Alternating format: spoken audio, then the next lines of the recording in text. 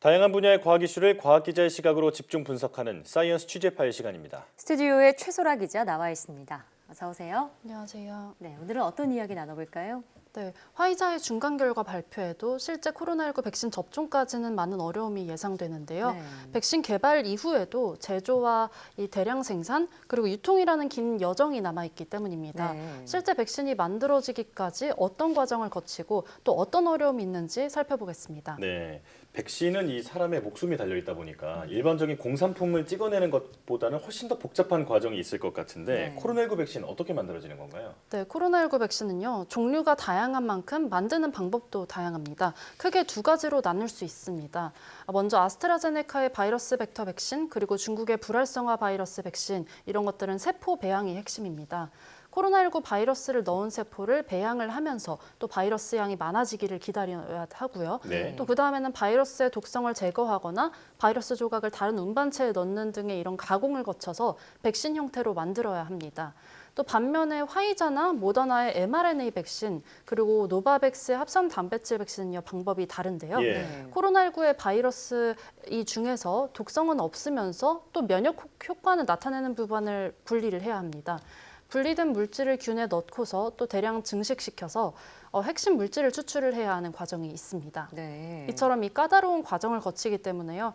효과가 검증된 백신을 안정적으로 만드는 기술력이 우선 필요합니다. 네. 또 이 각 공정마다요. 엄격한 기준이 적용이 되거든요. 때문에 대량 생산에 필요한 기술력과 또 장비를 단기간에 갖추는 것도 쉽지가 않습니다. 그렇겠네요. 그러니까 백신을 대량 생산을 하려면 설비와 여러 가지 장비들이 필요할 텐데 전 세계인이 지금 코로나19 백신을 기다리는 상황이잖아요. 한 회사가 이 모든 백신을 감당할 수는 없을 것 같은데요. 네, 그렇습니다. WHO는요, 전 세계 인구의 60%가 코로나19에 면역력을 가졌을 때 집단 면역이 가능하다 이렇게 보는데요. 네. 45억 명인 겁니다. 백신 종류에 따라 다르겠지만요, 화이자처럼 이 백신을 2번 이상 맞아야 면역이 생긴다면요, 90억 도즈 이상이 필요한 겁니다. 여기에 항체 유지 기간을 고려를 하면은 얼마나 더 백신이 필요할지 가늠하기 힘든 상황입니다. 네. 어쨌든 화이자의 경우 올해 말까지 2천만 명 접종분의 백신을 제조할 수 있다고 밝혔는데요. 턱없이 모자라 보입니다. 이 때문에 글로벌 제약사들은요, 위탁 생산 계약을 맺는데요. 네. 대량 생산 설비를 갖춘 전 세계 제약사들에게 백신 제조 기술을 이전하고 또 대신 만들어내도록 하는 겁니다. 다만 설비를 갖춘 제약사라도 이미 다른 백신을 만드는데 이 설비를 가동 중이라면은 코로나19 백신을 새로 만들 수는 없잖아요. 네. 이 때문에 백신 개발을 앞둔 제약사들은요, 백신을 추가로 생산할 수 있는 능력이 있는 세계 곳곳의 제약사와 계약을 맺고 있습니다. 네. 정리하자면 기술력도 있고 또 대량 생산 능력도 갖춰야 한다는 건데 이런 조건을 만족하는 곳이 그렇게 많지는 않아 보이거든요. 자, 그런데 우리나라 기업들은 이미 글로벌 제약사들과 위탁 생산 계약을 맺었잖아요. 어느 정도 생산하게 될까요? 네, 말씀하신 대로 이런 조건을 갖춘 나라가요, 몇몇 되지 않습니다. 네. 아시아에서는 중국, 인도 그리고 우리나라 정도입니다.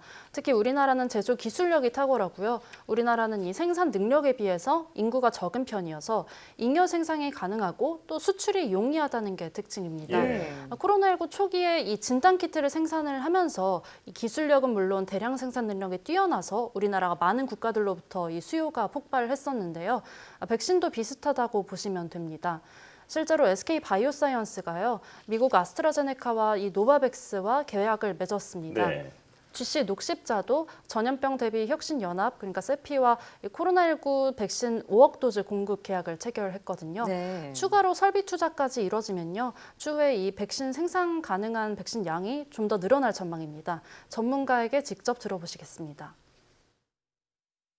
A형 간염이라든지 여러 가지 다양한 백신들이 세포 배양 백신이잖아요. 네. 그런 것들의 공정을 조금만 변형시켜도 사실은 가능하거든요. 세포 배양 백신하고 네. 제적 단백질 백신이라든지 이런 것들이잖아요. 그런 쪽은 우리가 생산 컵에는 뭐 전 세계에 엄청 공급하고 남을 정도로 많이 가지고 있죠.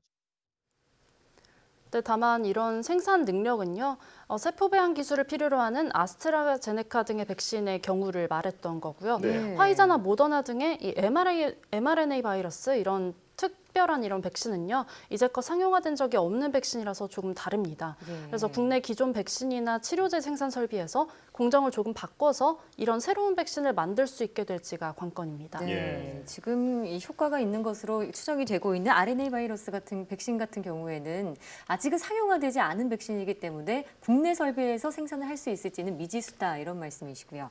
자, 그런데 이번 무료 독감 백신 접종 중단 사태에서 나타난 것처럼 백신은 생산도 중요하지만 그 뒤에 유통하는 과정에서 얼마나 잘 관리하느냐도 관건이죠. 네, 그렇습니다. 지난 9월 시작됐던 무료 독감 백신 접종 사업이 일시 중단된 적이 있었죠. 예. 일부 백신이 상온에 노출됐기 때문인데요.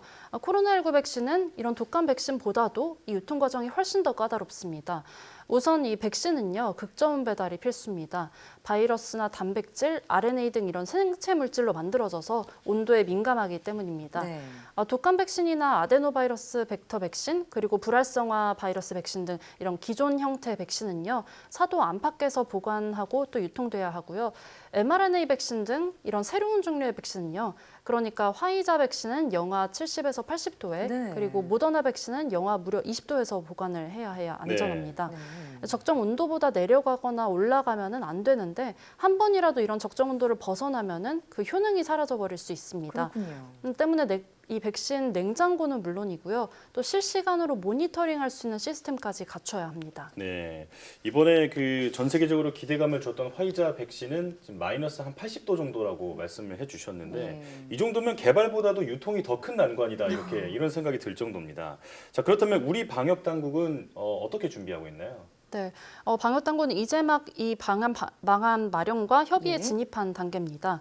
영하 20도에서 뭐 7, 80도까지의 초저온 보관과 또 유통이 필요한 백신이 지금까지는 상용화된 적이 없기 때문에 설비가 널리 마련돼 있지가 않습니다. 예. 방역 당국은 이 초저온 콜드체인 마련을 위해서 식약처와 협의하고 있다고 밝혔는데요. 정은경 질병관리청장에게 직접 들어보시겠습니다. 영하 80도, 영하 20도로 유통을 되고 있는 그런 백신들도 도입될 가능성이 있어서 그 부분에 대한 그 냉동 콜드체인을 어떻게 유지하면서 접종할지에 대해서는 식약처하고도 협의를 좀 하고, 그리고 저희도 그 접종 그 인프라를 어떻게 갖출지에 대해서 현재 전문가들하고 논의를 진행하고 있는 상황입니다. 네, 그러니까 백신이 제조되고 또 대량 생산 과정을 거쳐서 전 세계로 유통되기까지 아직 넘어야 할 산이 많다는 얘기인데 우리나라도 미리미리 잘 준비를 해야겠습니다. 최소라 기자, 오늘 얘기 잘 들었습니다.